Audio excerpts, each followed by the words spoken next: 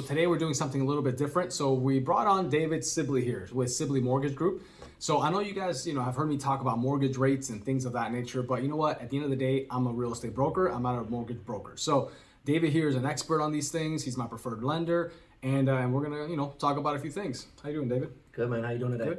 Good. Thank you for asking. So welcome to the show. So it's kind of not really a show, right? I mean, the 15 followers that I probably have, right?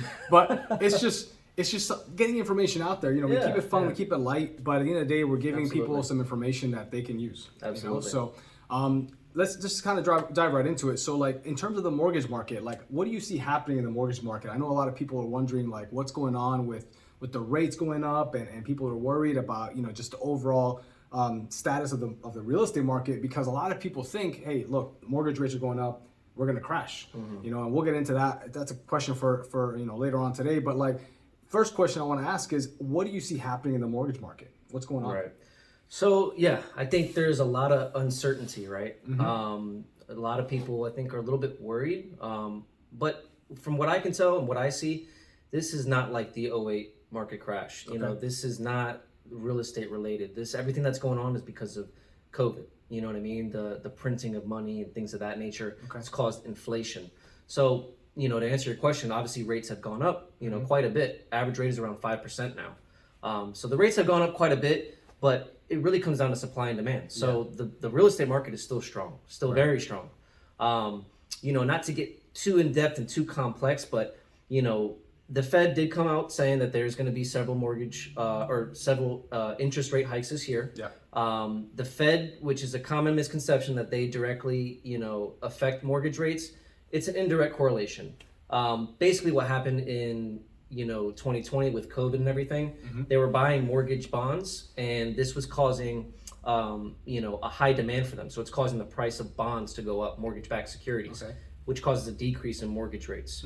So there's an inverse correlation there. So the Fed doesn't directly impact mortgage rates, but they do have an indirect correlation. So I know that can be a little confusing. No, it can be, but you're right. I mean, I've talked to some people that they think, just because the Fed raises the rates to whatever percent they raise it at, crap rolls downhill, right? So like the consumer at the end of the day gets that hike themselves. They have to pay for that hike, and they believe it's directly related to that. Right.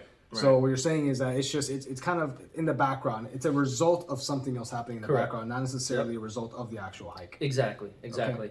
And and that's what we're seeing right now. Is we're seeing the basically the back end, the effect of everything that happened with COVID, right? So with the Fed buying all those mortgage bonds, they're not buying as many anymore. They're actually selling. So what you're seeing is that's what's caused rates to go up. But when you look at it, historically, the rates are still really low. It's still a great time to buy. Inflation's at an all-time high. The best hedge against inflation is real estate, tangible assets. The time to buy is right now. It's supply and demand. So you're still seeing, we do not have enough inventory. We don't. There's too many buyers, not enough sellers. So houses are going to continue to go up, and obviously they're going up quick. Even now. I mean, we might not see them go up as fast as it did last year. Sure. We don't know. We'll see. But I still think, at the end of the day, it's supply and demand. I think the values of homes are going to continue to rise. So I think, rates will continue to rise as well. To answer your question, I think rates are going to continue to go higher for a little while. My prediction is that they will go down lower. At that time, you can always refinance. Sure. If there's money to save on your payment there and you can refinance later down the road, if you get in now versus 10 months from now, 2 years from now, the values are going up. So that could be equity that you're gaining, and paying down a mortgage. Right.